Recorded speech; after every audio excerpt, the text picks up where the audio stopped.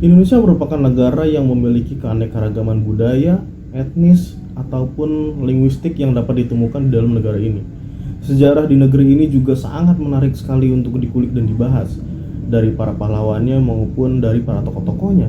Namun sebagai permulaan, gua akan membahas tokoh yang menjadi simbol penyebaran agama Islam di Indonesia, khususnya di Pulau Jawa, yaitu Wali Songo.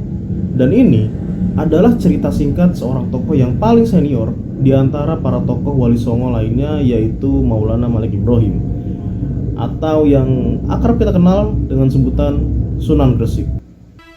Nama saya Maulana Malik Ibrahim. Panggil saja Syekh Bantul. Assalamualaikum.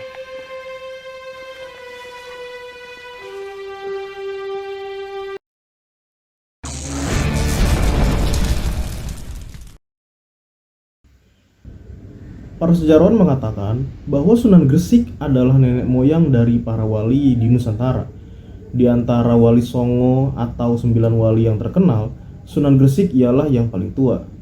Maulana Malik Ibrahim atau yang lebih akrab kita kenal dengan Sunan Gresik mempunyai banyak nama, dan Sunan Gresik adalah salah satu nama dari yang ditujukan ke Maulana Malik Ibrahim. Dan dari nama-nama yang disebutkan kepada Maulana Malik Ibrahim, nama tersebut kebanyakan berasal dari panggilan masyarakat sekitar. Ada beberapa alasan mengenai penyebutan dari nama-nama yang disebutkan kepada beliau.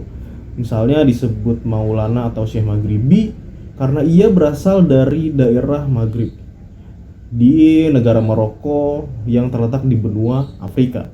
Selain itu, dalam penyebutan orang Jawa, Maulana Maghribi disebut Maulana Gribik atau Sunan Gribik. Masyarakat tempat ia tinggal menjulukinya si kakek bantal. Disebut demikian lantaran ia adalah tempat berkeluh kesah masyarakat, tempat istirahat dikala pikiran sedang kacau, tempat menyadarkan diri saat sedang tidak ada pegangan hidup. Dan selain itu, ada yang mengatakan bahwa nama Malik Ibrahim tak lain adalah Makdum Ibrahim Asmoro. Kata Asmoro sendiri merupakan pengucapan Jawa. Kata tersebut berasal dari Samarkan, dan kata Asmoro adalah kependekan dari Asmar Kandi. Jadi Makdum Ibrahim Asmar Kandi diambil dari sebuah nama di kota Samarkand di Republik Uzbekistan. Bukti dari nama ini menjadi penolakan atas anggapan sebagian orang bahwa ia berasal dari Arab. Sebagian riwayat juga ada yang mengatakan bahwa ia berasal dari Turki. Ia datang ke tanah Jawa dalam rangka menyebarkan agama Islam sebagai utusan dakwah Khalifah Turki. Dari beberapa nama yang diberikan dapat diketahui bahwa asal-usul daerah kelahiran Maulana Malik Ibrahim masih belum jelas dalam sejarah. Namun para sejarawan mengatakan dan sepakat bahwa ia bukanlah asli orang Jawa. Namun ia merupakan pendatang di tanah Jawa ini. Meskipun asal-usulnya tidak begitu jelas dalam sejarah karena banyak versi juga yang berbeda dengan berbagai alasan juga, tapi peran Maulana Malik Ibrahim ini dalam berdakwah di tanah Jawa tidak dapat diragukan lagi keberadaannya. Dan terdapat beberapa versi mengenai silsilah Maulana Malik Ibrahim, tapi pada umumnya beliau dianggap sebagai keturunan Rasulullah SAW. Dan nasabnya berlanjut sampai ke Jamaluddin Akbar Al-Husain, yang mana dia memiliki anak Maulana Malik Ibrahim yang kita akrab dengan Sunan Gresik. Dan sebelum datang ke Jawa Timur, Maulana Malik Ibrahim melakukan pengembaraan ke Champa. Dalam wikipedia.com disebutkan bahwa kerajaan Champa terletak di Vietnam. Kata Champa itu sendiri dalam bahasa Vietnam disebut Chim Than. Champa merupakan kerajaan yang diperkirakan menguasai wilayah Vietnam antara abad ke-7 sampai dengan 1832. Adapun pendapat yang mendekati kebenaran adalah bahwa Champa merupakan kawasan yang terletak di daerah Indochina ataupun Hindia Belakang. Kawasan ini termasuk bagian wilayah dari Kamboja Timur di Teluk Siam, yaitu wilayah Annam yang berdekatan dengan Siam atau sekarang lebih disebut dengan Muang Thai. Pendapat terakhir ini diperkuat dengan adanya prasasti yang menyebutkan tentang adanya hubungan Champa dengan Singosari pada masa itu. Prasasti tersebut berisi tentang pernikahan antara adik Kertonegoro yang bernama Putri Tapasi dengan Raja Jaya Simawarman yang ketiga, yang mana pada saat itu Raja Jaya Simawarman adalah raja dari kerajaan Champa. Dan selama Maulana Malik Ibrahim tinggal di Campa, Maulana Malik Ibrahim berhasil mengislamkan Raja Campa. Kemudian oleh Raja Campa ia dijadikan menantunya dengan dinikahkannya dengan putrinya yang bernama Dewi Chandrawulan atau Dyah Siti Asmoro, yang mana ini merupakan anak tengah dari Raja Campa itu sendiri. Sementara itu anak sulungnya yaitu Dewi Dwaranti dinikahkan dengan Batara Majapahit di Jawa yaitu Raja Brawijaya. Dan dari pernikahannya dengan Ratna Dyah Asmoro, Maulana Malik Ibrahim dianugerahi 2 orang putra yang kelak juga akan menjadi wali terkenal, yaitu Raden Santri Ali dan Raden Rahmat, yang nantinya akan dikenal dengan nama Sunan Ampel. Pesatnya agama Islam di Campa saat itu juga tidak lepas dari peran Maulana Malik Ibrahim yang memiliki kemampuan dalam bergaul dan kecerdasannya serta budi pekertinya yang sangat mulia. Ia bisa bergaul dengan siapa saja. Karena luasnya pergaulan Maulana Malik Ibrahim, ia berhasil menarik perhatian penduduk Jawa. Dan terlebih lagi, ia sangat menghormati orang lain, sehingga dimanapun dia berada, ia selalu juga dihormati oleh orang lain. Setelah merasa cukup di Campa, kemudian Maulana Malik Ibrahim hijrah ke Pulau Jawa. Ia datang ke Jawa pada abad ke-15 atau tepatnya di tahun 1404 Masehi. Tanah yang disinggahi dan dijadikan tempat tinggal oleh Maulana Malik Ibrahim di Pulau Jawa adalah Tanah Gresik di Jawa Timur. Tak heran jika kemudian ia akrab dipanggil Sunan Gresik di Nusantara. Ya karena memang wilayah dakwahnya memang berbasis di Gresik. Kalau kita mengacu pada versi Babat Jawa, versi itu mengatakan bahwa kawasan yang dituju pertama kali oleh Sunan Gresik ialah kawasan Leran, Kecamatan Manyar, yaitu sekitar 9 km dari ke arah utara kota Gresik. Lalu dari situ dia mulai menyiarkan agama Islam di tanah Jawa Timur. Ya sebenarnya masyarakat Jawa itu sendiri sebelum datangnya Maulana Malik Ibrahim sudah sedikit banyak mengenal agama Islam. Hal ini didasarkan pada adanya seorang raja di Pulau Jawa yang masuk Islam, yaitu Ratu Sima yang beristana di Kalingga. Letak kerajaan Kalingga berada di daerah Jepara, dan Ratu Sima diketahui masuk Islam karena pada masa Bani Umayyah seorang khalifah pengganti Khalifah Sulaiman bin Abdul Malik, yaitu Khalifah Umar bin Abdul Aziz yang berkuasa dari tahun 99 sampai 101 Hijriah. Mereka dijumpai bertukar surat dengan Ratu Sima, dan sampai saat ini surat-surat mereka tersimpan dengan baik di Museum Granada, Spanyol. Maulana Malik Ibrahim datang ke Indonesia pada zaman kejayaan Majapahit. Agama resmi kerajaan saat itu adalah agama Hindu dan Buddha. Sebagai wali tertua, Maulana Malik Ibrahim mengawali dakwahnya dengan damai dan penuh kebijaksanaan dan melalui pendekatan kultural. Metode dan pendekatan semacam ini terus dipertahankan oleh para wali sesudahnya. Dan yang dilakukan Maulana Malik Ibrahim ketika sampai di tanah Jawa adalah mempelajari adat istiadat setempat. Awalnya siapapun saja yang datang ke tempat baru pasti akan merasakan kesulitan ketika menyampaikan sesuatu yang diinginkan. Ini juga terjadi lantaran kita takut salah tingkah atau sesuatu yang kita lakukan kadang tidak sesuai dengan adat istiadat masyarakat di wilayah yang baru kita tempati. Ini juga terjadi pada Maulana Malik Ibrahim. Sebagai pendatang tentu harus mengadakan adaptasi terlebih dahulu dengan masyarakat setempat. Dan untuk itu Maulana Malik Ibrahim mempelajari bahasa Jawa, mengenali adat istiadat tempatnya tinggal, serta mempelajari kehidupan bermasyarakat baik dari segi mata pencahariannya, pandangan hidupnya, ya, dan lain sebagainya. Dan Maulana Malik Ibrahim sangat berhati-hati dalam menjalankan dakwahnya. Ia tidak ingin terjerumus dalam kesalahan sehingga masyarakat membencinya. Dan oleh karena itu yang dilakukan yang pertama kali ialah menempuh jalur pergaulan terhadap warga sekitar sehingga jembatan komunikasi dapat terjalin dengan baik. Dan budi bahasa yang ramah tamah senantiasa ditunjukkan oleh Maulana Malik Ibrahim di dalam pergaulan sehari-hari.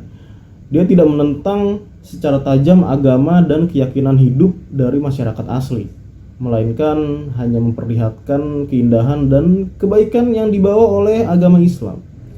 Dan berkat keramah tamahannya, banyak warga yang tertarik ke dalam agama Islam. dan sebagai ulama yang menjadi panutan seluruh elemen masyarakat, menjadi sederhana dalam menjalani hidup merupakan cara hidup yang diterapkan ke dalam metode dakwahnya. Maulana Malik Ibrahim mengetahui bahwa dengan hidup sederhana, seseorang dapat membuka pergaulan seluas-luasnya. Dan tentunya dengan itu ia bisa membangun hubungan dengan siapa saja, baik di tingkat elit maupun bawah. Lalu metode selanjutnya yang dilakukan oleh Maulana Malik Ibrahim adalah membuka warung. Berjualan merupakan salah satu sarana yang digunakan oleh Maulana Malik Ibrahim dalam misi dakwahnya. Beliau membuka warung untuk berjualan kebutuhan masyarakat sehari-hari karena dengan berjualan, ia dapat mempelajari segala hal pada masyarakat yang menjadi konsumennya, yakni mulai dari nama orang-orang, keluarganya, kondisi keluarganya, kondisi kehidupannya, situasi sosial ekonominya, bahkan wataknya, pekerjaannya, atau sifat-sifatnya, bahkan kalau perlu juga hal-hal yang bersifat pribadi juga diketahuinya. Dan perdagangan ini juga membuatnya dapat berinteraksi dengan banyak warga sekitar, dan selain itu raja dan para bangsawan juga ikut serta dalam kegiatan perdagangan tersebut sebagai pelaku jual beli. Bahkan tidak luput dari pemilik kapal dan pemodal ikut meramaikan perdagangan yang Maulana Malik Ibrahim ciptakan.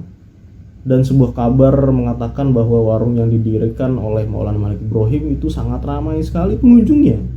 Hal ini terjadi lantaran warung yang ia dirikan tidak untuk mencari keuntungan, dan apa saja yang dilakukan Maulana Malik Ibrahim dan perdagangkan itu dijual murah. Dan masyarakat tentunya sangat senang dengan adanya warung yang didirikannya. Lalu metode yang selanjutnya adalah Maulana Malik Ibrahim membuka lahan pertanian dan menjadi tabib. Menurut sumber tertulis, Maulana Malik Ibrahim adalah orang yang sangat ahli dalam pertanian. Ia mengajarkan cara-cara baru dalam bercocok tanam. Ia mampu memanfaatkan lahan tanah di Jawa yang subur untuk menanam kebutuhan sehari-hari, seperti padi, umbi-umbian, dan lain sebagainya. Bahkan ada yang mengatakan bahwa ia adalah orang yang pertama mempunyai gagasan mengaliri air dari gunung dan untuk mengairi lahan pertanian penduduk. Ya ini sih kayak irigasi ya. Dan selain pandai dalam perdagangan dan pertanian, Maulana Malik Ibrahim juga pintar dalam masalah kesehatan. Ia mampu meracik obat-obatan untuk segala macam penyakit. Dan setiap orang yang berobat kepadanya rata-rata mendapat kesembuhan. Dan saat menjalankan praktik pengobatan, ia tidak memungut biaya yang alias gratis. Dan terlebih lagi dari pelayanan semacam inilah ia menjadi terkenal di masyarakat. Lalu metode yang dilakukan oleh Maulana Malik Ibrahim selanjutnya ialah menghapus perbedaan kasta. Dalam kehidupan bermasyarakat di wilayah Maulana Malik Ibrahim tinggal, terdapat kepercayaan masyarakat terhadap perbedaan kelas sosial yang terbagi menjadi masyarakat rendah, masyarakat tengah, masyarakat tinggi. Dan tentunya sebagai orang Islam, Maulana Malik Ibrahim tentu tidak setuju dengan perbedaan kelas tersebut. Dan dalam agama Islam juga kan tidak ada perbedaan kelas sosial ya. Dan adapun yang membedakan seseorang dengan orang lain dalam Islam ya dari ketakwaannya. Dan oleh karena itu, Maulana Malik Ibrahim jika dilihat dari kepercayaan masyarakat setempat dan sebagai orang yang memiliki kelas sosial yang tinggi karena ia termasuk orang kaya dan menantu raja. Ia memosisikan diri sebagai orang yang sederajat dengan siapapun. Kemudian ia mengajarkan bahwa ajaran Islam kepada masyarakat bahwa Islam tidak ada perbedaan sosial dan Islam menganggap derajat manusia sama. Dengan begitu Maulana Malik Ibrahim mampu mengangkat derajat masyarakat yang dianggap memiliki kelas sosial rendah pada posisi yang sama dalam status hubungan sosial. Lalu Maulana Malik Ibrahim mengajarkan Islam dengan mudah. Dalam mengajarkan kepada masyarakat awam, tentunya Maulana Malik Ibrahim memiliki prinsip mengajarkan ilmu dengan mudah dipahami. Ia tidak mengajarkan Islam secara rumit dan teoritis. Ia mengajarkan agama Islam dengan sangat gampang disertai contoh-contoh yang mudah dipahami dan dimengerti. Tuhan, kasihani saya Tuhan, saya belum makan. Tuan, terima kasih banyak Tuan. Terima kasih. Kanjeng Guru piye toh? Kok dikasih semua sih uangnya? Allah Maha Kaya. Jangan pernah takut kekurangan. Serahkan semuanya pada Gusti Allah. Biar Gusti Allah yang urus. Dan itu tadi adalah beberapa metode dakwah Maulana Malik Ibrahim, dan dari sini kita menyadari bahwa beliau sangat berhati-hati dalam menjalankan dakwahnya. Dan dari sini pula kita belajar bahwa dengan beradaptasi dengan lingkungan baru, kita bisa dengan mudah untuk mengenali dan berbaur dengan masyarakat setempat. Tanpa kemampuan adaptasi yang hebat dari beliau, mungkin tidak akan lahir para tokoh hebat setelah Maulana Malik Ibrahim ya. Dan dari waktu ke waktu, para pengikut Islam menjadi semakin banyak. Dan oleh karena itu, Maulana Malik Ibrahim mendirikan sebuah masjid sebagai tempat ibadah, sarana berdakwah, dan mengajarkan agama Islam kepada masyarakat. Maulana Malik Ibrahim pun kemudian juga mendirikan pesantren sebagai murid atau santri yang ingin belajar ilmu agama kepadanya. Pesantren yang didirikan tercatat sebagai lembaga pendidikan Islam pertama di tanah Jawa. Setelah berjuang sekian lama dalam menyebarkan agama Islam, Sunan Gresik wafat pada hari Senin 12 Rabiul Awal di tahun 822 Hijriah atau 1419 Masehi. Ia dimakamkan di Gapura Wetan, Gresik, Provinsi Jawa Timur. Jasa-jasa dan kebaikan dan perjuangan beliau dalam mengembangkan agama Islam di Nusantara dikenang dalam sejarah. Dan itu tadi adalah cerita singkat dari Maulana Malik Ibrahim yang gue kumpulkan dari berbagai referensi buku dan jurnal-jurnal di internet. Dan bagi lu semua yang ingin mendatangi lokasi wisata religi Maulana Malik Ibrahim atau Sunan Gresik, ya silakan aja untuk langsung ke Gresiknya untuk berkunjung ke makamnya. Dan tentunya di sana juga ada beberapa peninggalan dari Maulana Malik Ibrahim yang bisa lu lihat ya. Ya ada makam, ada gapura, ada sumur, beduk. Bahkan lu bisa ke masjid atau bisa ngelihat kolam. Dan tentunya ini adalah akhir. Gue sangat memberikan apresiasi bagi lu yang menonton sampai akhir. Dan nantikan video gue selanjutnya, dan terima kasih. Bye.